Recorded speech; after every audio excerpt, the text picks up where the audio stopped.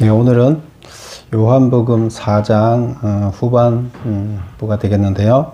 왕의 신하의 아들을 고치시다, 그런 제목으로 함께 은혜 나누도록 하겠습니다. 우리가 앞에서 먼저 4장 앞에서 뭘 보셨죠? 사마리아 여인, 그 수가성 여인을 봤죠. 그래서 수가성 여인을 통해서 사마리아 전체가 변화되는 역사가 있었다, 이렇게 얘기를 했어요. 근데 이제 이 수가성 사마리아를 지나오실 때 예수님이 가고자 하는 방향이 있었죠. 예수님이 가고자 하는 방향이 있었는데, 예수님이 어디로부터 어디로 가고 계신 거예요?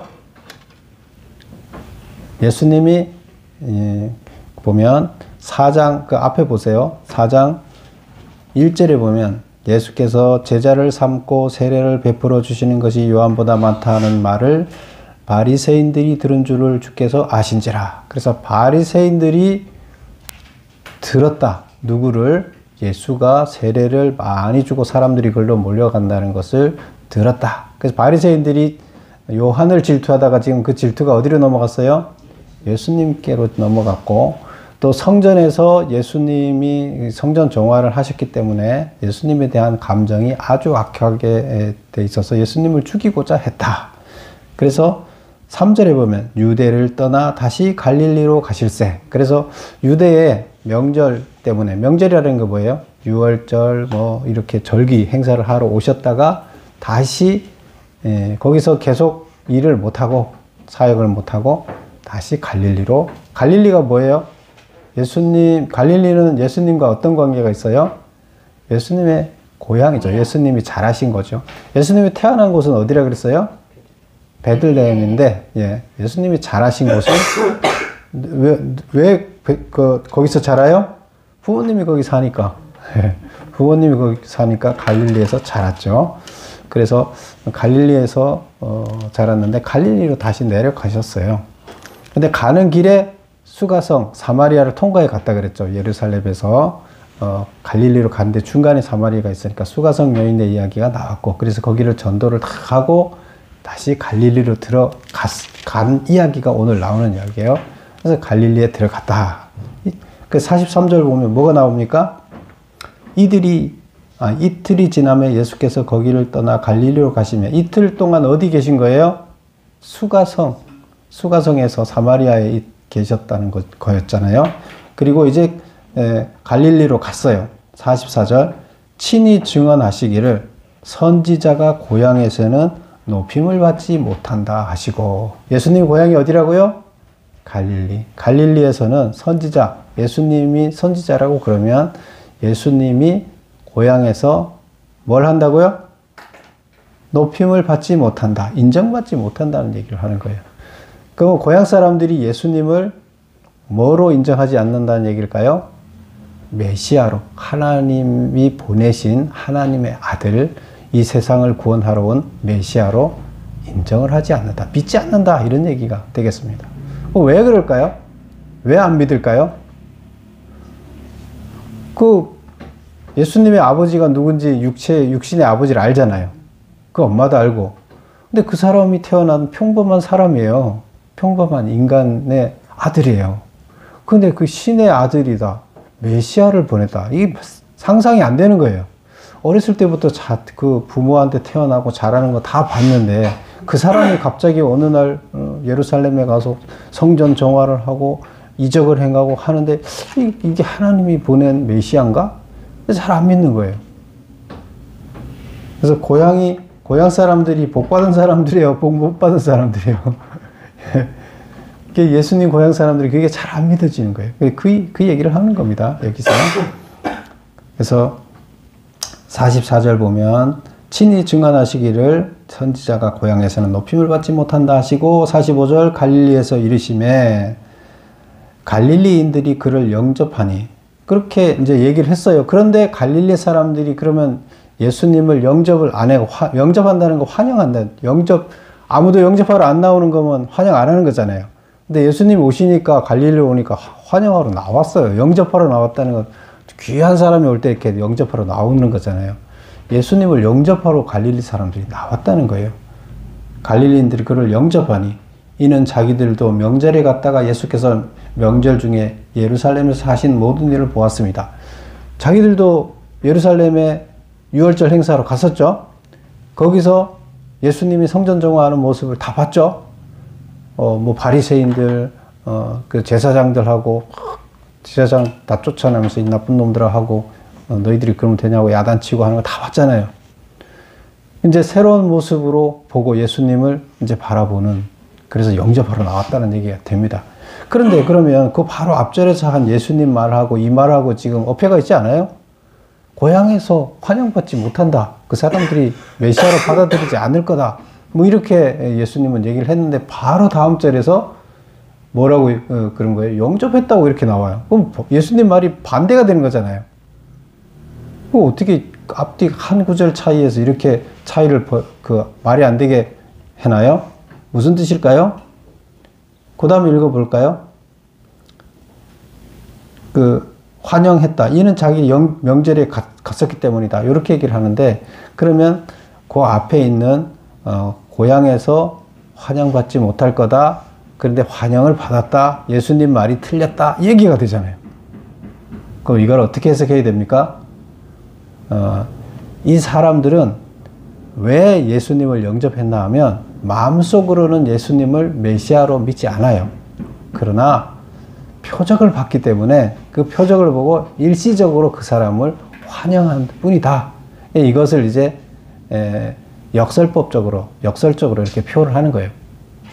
그래서 예수님을 진심으로 그들이 믿고 환영을 하는 것은 아니되, 지금 당장 며칠 전에, 얼마 전에 유대에서 예루살렘 성에서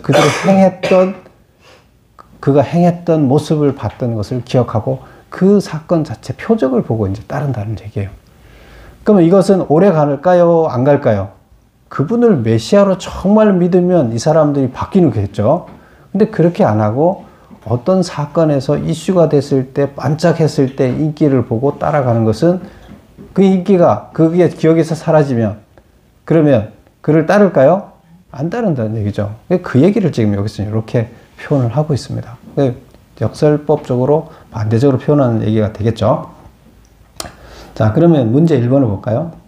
예수께서, 메모 보겠습니다. 예수께서 사마리아를 떠나 갈릴리로 가심에 선지자가 고향에서는 높임을 받지 못한다고 증언하였다. 무슨 뜻인가? 갈릴리는 예수님이 자란 곳으로 예수님의 고향이라고 볼 수 있다. 그곳 사람들은 예수님의 출생 내역을 잘 알고 있으므로 예수님을 쉽게 메시아로 믿지 않을 것이라는 뜻이다. 평범한 목수의 아들로 태어난 인간의 아들임을 알고 있으므로 하나님께서 보낸 메시아로 인정하기 어려울 것이라는 뜻이다. 그래서 예수님은 그런 말씀을 하셨고요. 2번 보겠습니다. 그러나 고향 사람인 갈릴리 사람들은 예수를 영접했다고 기록하고 있다. 갈릴리 사람들이 예수님을 영접한 이유는 무엇 때문인가? 이 말을 통해 사도 요한이 전달하고자 하는 메시지는 무엇인가? 갈릴리 사람들도 예루살렘에서 명절에 예수께서 행하신 모든 일, 성전 정화 등의 사건들을 보았기 때문에 뭘 한다고요? 환영을 한다는 거예요. 표적을 보고 환영을 한다. 두 번째, 그러면 사도 요한은 이 말을 통해 무슨 말을 전하려고 하느냐? 환영은 명절에 본 일 때문에 나타난 일시적인 현상일 뿐이고 진심으로 예수님을 메시아로 믿지는 않고 있음을 역설적으로 표현한 것이다. 그래서 이렇게 설명을 드린 내용 그대로입니다. 그 다음에 이제 3번을 보면 예수님이 갈릴리에 도착을 했을 때 아들의 병을 고쳐달라고 찾아온 사람은 어디에서부터 온 누구인가? 46절에 있죠. 예수께서 다시 갈릴리 가나에 이르시니 전에 물로 포도주를 만드신 곳이라. 그래서 갈릴리 지역도 이제 여러 군데가 있죠. 근데 여기는 가나 지역이 있죠. 가나가 포도주 사건이 있었던 데죠. 그 혼인잔치. 그래서 청하대 왕의 신하가 있어 그 가나 지역인데 왕의 신하가 있어 그의 아들이 가버나움에서 병들었더니 이 가나하고 가버나움하고는 거리가 좀 있어요. 그래서 이 가버나움이라는 도시에 분봉왕이 살았어요. 그 행정도시가 있었어요. 그런데 그 분봉왕이라는 게 뭐예요? 로마 황제가 통치를 할 때 이렇게 지역을 나눠서 거기를 다스리게 하는 것을 책임을 주고 다스리게 하는 그 왕이 분봉왕이죠. 그래서 헤롯이 이제 분봉왕이었는데 그 헤롯의 자식들이 또 자기들끼리 자녀들이 이렇게 땅을 구역을 나눠서 갈릴리 어느 지역은 누가 거기를 통치하고 어느 지역은 누가 통치하고 이렇게 헤롯 밑에 아들들이 또 이렇게 나눠서 구역을 나눠서 통치를 하고 있었는데요. 그런 것들을 얘기해요. 그래서 그 사람들을 분봉왕을 왕이라고 이렇게 불렀고요. 그래서 그쪽 지역을 통치하고 있는 왕의 신하다. 뭐 그 왕의 신하라고 이렇게 하면 뭐 우리가 얘기하는 행정관들이죠. 뭐 장관들이나 뭐 이렇게 좀 지위에 있는 사람들이죠. 공무원이죠. 그래서 그 사람이 아들이 이제 병들어서 죽게 생겼어요. 뭐 못 고치고 죽을 상황에 놓여 있는 거죠. 그래서 여기 보면 왕의 신하가 있어 그의 아들이 가버나움에서 병들었다. 가나하고 좀 거리가 있다 그랬죠. 거기에서 병들었어요. 그가 예수께서 유대로부터 갈릴리로 오셨다는 것을 듣고 가서 청하되 내려와서 내 아들의 병을 고쳐주소서 하니 그가 거의 죽게 되었음이라. 그래서 이제 자기 아들 거의 죽게 된 아들을 좀 와서 고쳐주십시오 하고 예수님이 왔다는 소식을 듣고 쫓아와서 이제 예수님을 가나에서 가버나움으로 모셔가려고 그럽니다. 예수님이 갔을까요? 안 갔어요. 거절했어요. 그러면서 예수님이 하는 얘기가 뭐냐. 그 다음 얘기를 볼까요? 예수님께서 이르시되 너희는 표적과 기사를 보지 못하면 도무지 믿지 아니하니라. 그 표적과 기사는 표적과 기사가 뭔지 알죠? 초자연적인 현상이에요. 그러니까 우리가 평상시에 뭐 아침에 해가 뜨고 저녁 되면 해가 지고 뭐 이거는 자연이에요, 초자연이에요, 자연이에요. 자연의 법칙이에요, 초자연의 법칙이에요. 자연의 법칙이. 초자연의 법칙이라는 건 이걸 벗어나서 안 나타나는 일들이 갑자기 나타난 거예요. 그래서 하나님이 우리가 병이 나서 죽게 됐는데 안 고쳐지고 우리가 인간의 노력으로 안 고쳐지고 죽을 수밖에 없는 사람 죽었어요. 근데 그걸 다시 살리면 자연이에요, 초자연이에요. 자연에는 나타날 수 없는 초자연이에요. 자연의 법칙을 벗어난 거예요. 그래서 벗어난 그 법칙을 우리는 초자연이라 이렇게 표현을 하는데요. 그거를 표적, 이적 이렇게 얘기를 하죠. 예수님이 오셔서 행하는 것들은 우리 인간들이 할 수 없는 자연의 법칙, 우리 인간들이 사는 세계는 무슨 법칙이 우리를 지배해요? 자연의 법칙 안에 우리는 존재해요. 근데 그 자연의 법칙 안에 우리가 있어서 자연의 법칙은 익숙해요. 그런데 초자연의 법칙은 우리가 할 수 있는 능력이 있나요? 하나님 안 줬어요. 그럼 초자연은 누가 행하는 거예요? 하나님이 행하시는 거예요. 그래서 하나님이 행하시는 거라서 우리가 겪어보지 못한, 우리가 살고 있지 않는 삶의 현장에서 겪지 않은 현상들을, 그래서 그걸 여기서 요한복음에서는 계속 그걸 뭐라고 하느냐? 뭐 표적 이렇게 얘기를 해요. 혹은 뭐 이적이라고도 얘기를 하고 또 혹은 기사 뭐 이렇게 얘기를 해요. 기사가 뭐예요? 놀라운 일 이런 뜻이에요. 사람들이 겪어보지 못한 놀라운 일, 상상을 못한 놀라운 일, 이거를 기사라고 하는데 여기서 보면 본문에 뭐라고 나와요? 표현이 표적과 기사 이렇죠. 그래서 초자연적인 일을 표적. 근데 표적이라 이적이라 안 쓰고 표적이라고 쓰는 얘기는 요한복음에서 표적이라 쓰는데 왜 용어를 표적이라고 한다 그랬어요? 증거, 자료라는 뜻으로 예수님이 하나님의 아들이라는 것을 증거하는 증거다. 이런 용어로 표적이라고 쓴다 그랬어요. 그래서 대부분 표적이라고 쓰는데 여기서 표적과 뭐라고요?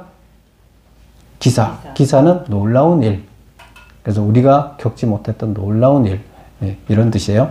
그래서 너희는 표적과 기사를 보지 못하면 도무지 믿지 않는구나. 그래서 하나님이 초능력을 행해야 이것을 사람들은 믿고, 하나님이 초능력을 안 행하고 말로만 하면, 예수님이 와서 말로만 하면 안 믿는다는 거예요. 그럼 예수님 말을 전하면 믿어야 될 거 아니에요. 니네가 나를 잘 믿으면 내가 하는 대로 하면 죄에서부터 벗어나고 구원을 받을 수 있다. 얘기를 하는데 안 믿는다는 거죠. 나는 하늘로 하나님이 보내신 하나님의 아들이고 너희들을 구원하러 온 메시아다. 얘기를 하면 믿어요, 안 믿어요? 안 믿는 거예요. 그런데 병자를 딱 고쳐주면 그때부터 쫓아다니는 거예요. 이게 하나님의 아들인가 보다. 또 무슨 표적을 막 행하면, 이적을 행하면 그때는 이분이 하나님의 아들인가 보다. 인간이 할 수 없는 일을 하네. 이렇게만 생각한다는 거예요. 그럼 말씀이 여러분들은 어떻게 사람이 바뀌려면 어떻게 바뀌어야 돼요? 표적만 쫓아가면 표적의 의미를 여러분 누가 설명을 해줘야 될 거 아니에요. 표적의 의미를 설명 안 하고 그냥 쫓아가면서 믿으면 자기 생각대로 믿는 거예요. 그렇죠? 근데 표적과 기사는 하나님만 행하나요? 하나님만 행해요? 하나님은 아주 극히 예외적으로 행해요. 왜? 인간이 지배하는 세상에 자연의 법칙을 줬기 때문에 자연의 법칙이 일반법이에요. 그럼 자연의 법칙을 적용해서 그대로 가는 게 하나님이 만들어 놓은 법이에요. 특별법은 이 초자연적인 현상은 하나님이 인간들이 혼란을 초래하기 때문에 잘 발생 안 시켜요. 그게 하나님의 법이에요. 그런데 하나님이 꼭 필요한 때가 있어요. 그럴 때는 주로 어떤 때나 하면 하나님과 인간 간의 어떤 특별한 계약이 일어날 때 하나님이 이 지금 우리가 살고 있는 여기에 특별한 변화, 새로운 변화를 초래해서 새로운 세계로 바꿔가야 될 때, 이럴 때 하나님이 개입을 하시면 초자연 현상이 일어나는 거예요. 근데 평상시에는 일어나지 않습니다.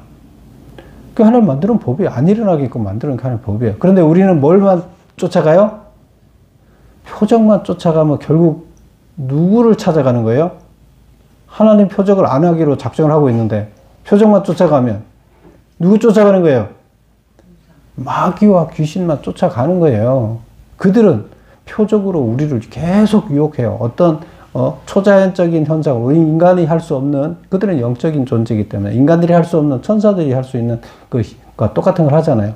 인간이 할 수 없는 현상을 가지고 인간들을 계속 현혹하면 우리 하나님은 안 하기로 작정하셨고 이들은 표적만 쫓아가면 그러면 우리는 결국 누구 종이 되는 거예요? 하나님 쫓아간다고 하나님이 이런 능력을 행할 수 있다고 가면서 마귀를 쫓아가게 되고 마귀의 종이 되는 거예요. 하나님이 이걸 경계하는 거예요. 절대로 쫓아가지 마라. 나는 이적과 표적을 잘 안 행한다. 그러나 특별할 경우에만 한다.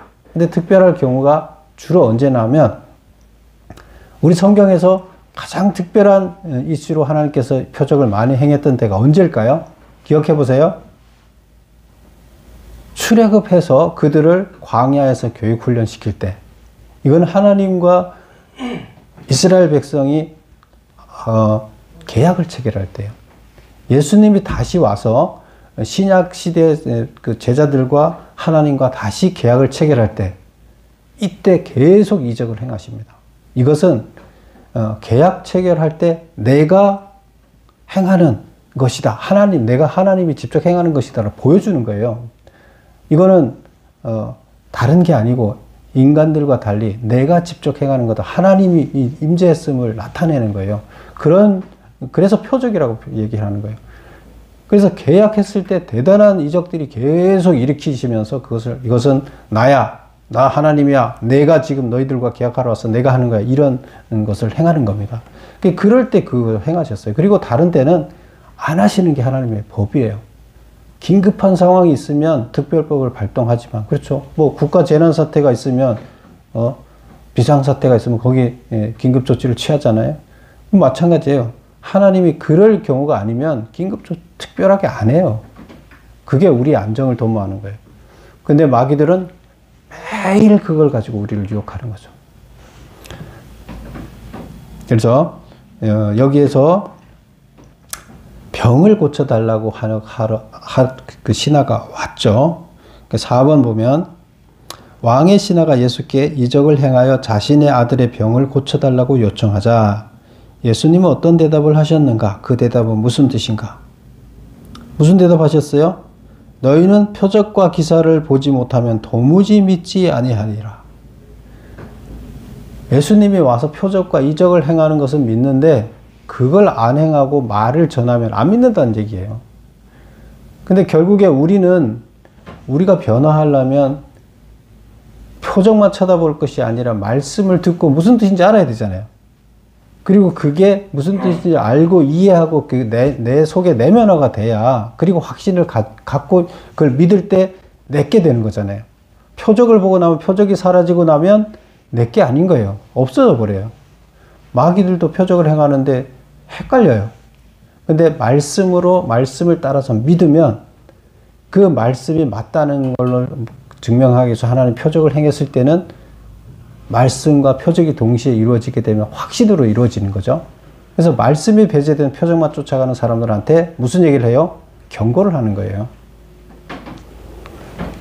그래서 너희는 표적과 기사를 보지 못하면 도무지 믿지 않는구나.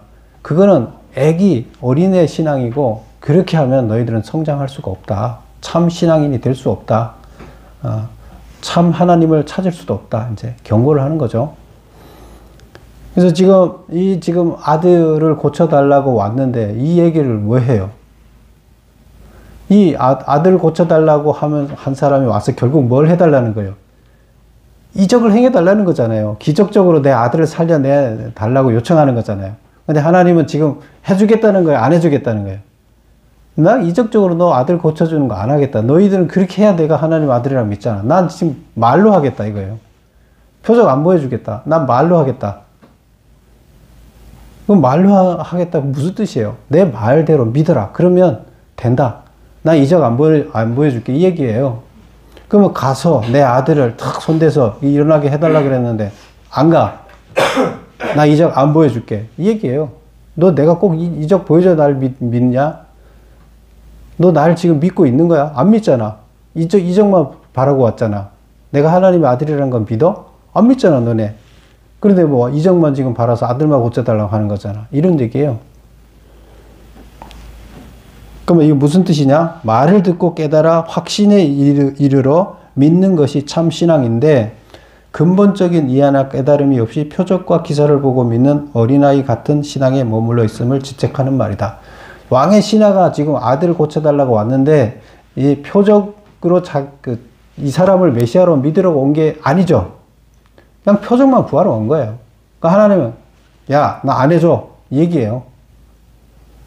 내가 지금 뭐 너네 표적 보여주러 온 거 아니야. 메시아를 믿어서 너를 근본적으로 구원하러 온 거지. 자, 그럼 그 다음 5번 보겠습니다.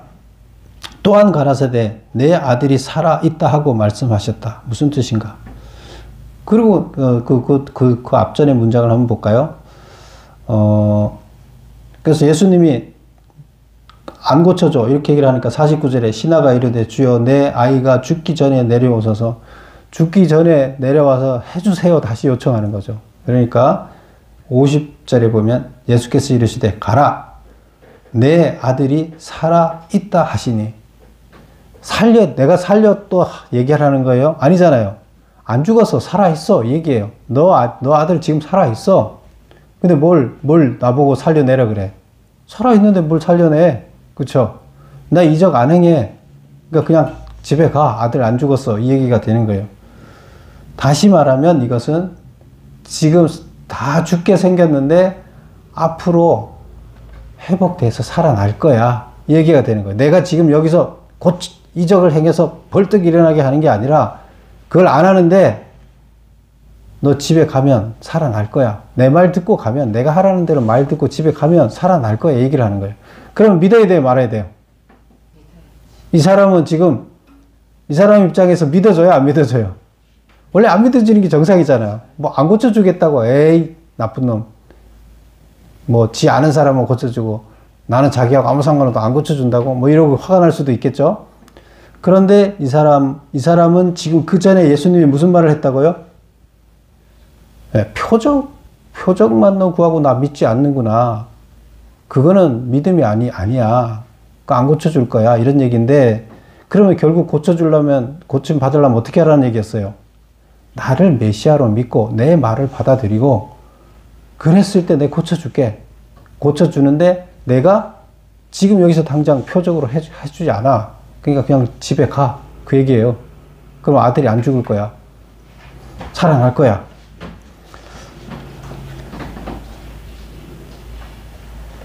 (5번을) 볼까요? 또한 가라 내 아들이 살아 있다고 말씀하셨다. 무슨 뜻인가? 가라 내 아들이 죽지 않고 살아 있으며 앞으로 회복될 것이다. 그러니 내가 원하는 눈에 보이는 표적을 행하지 않아도 된다는 뜻이다. 너가 요구하는 그 표적 안 행할 거다는 얘기야. 그냥 집에 가라는 얘기야.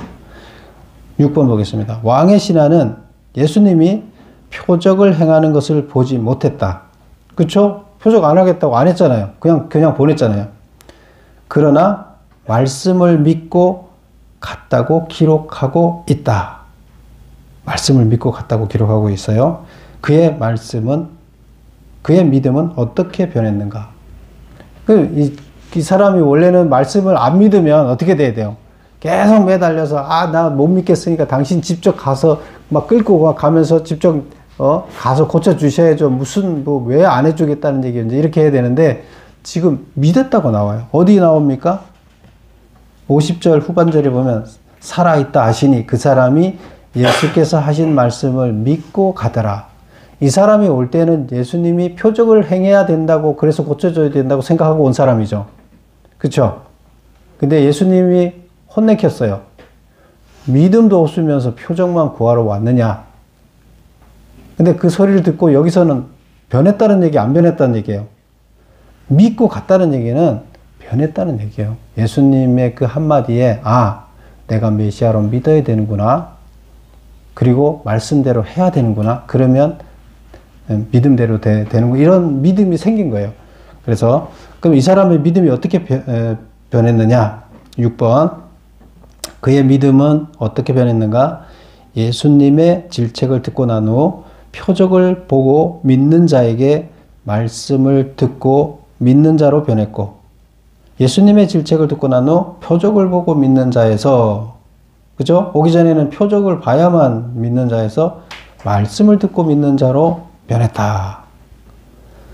그리고 아들이 살아날 것이라는 예수님의 말씀을 듣고 그 말씀을 믿고 집으로 돌아가는 자가 되었다. 그전 같았으면 이 마음이 안 박혔으면 안 돌아갔겠죠. 내 아들 고쳐내달라고 끝까지 팔을 붙잡고 갔겠죠. 그런데 믿고 갔어요. 자, 그 다음 51절을 볼까요? 내려가는 길에 그 종들이 오다가 만나서 아이가 살아있다 하거늘. 지금 죽어가던 아들이 이제 조금씩 살아나고 있어요. 그래서 숨이 깔딱깔딱 했는데 그 자기 집에서 주인한테 보고하러 오는 거예요. 자식이 살아나고 있습니다 하고 보고하러 오는 거예요. 그래서 그 종들을 만났다는 거예요. 집으로 가는 길에 거리가 있으니까.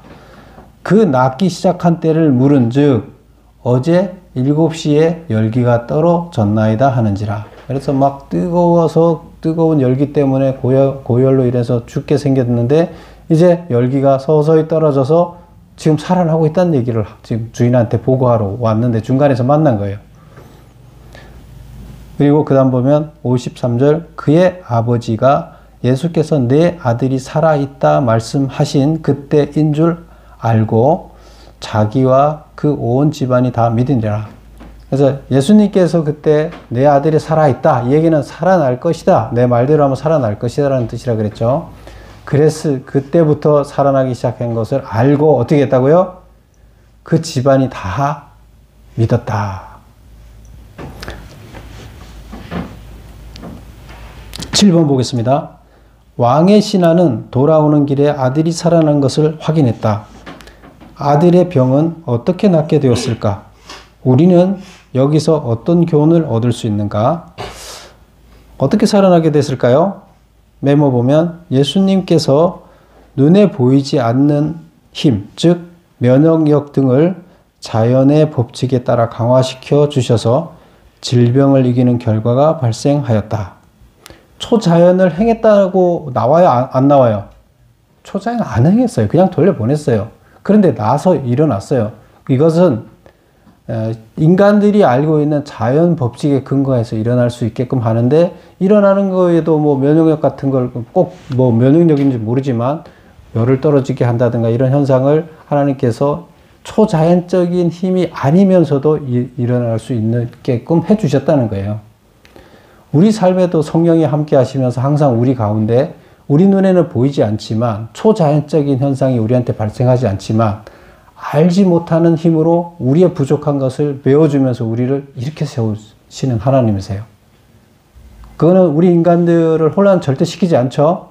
그러나 하나님은 미세한 그런 힘을 우리한테 줌으로 인해서 우리가 회복되는 될 수 있도록 그렇게 해주시는 거예요.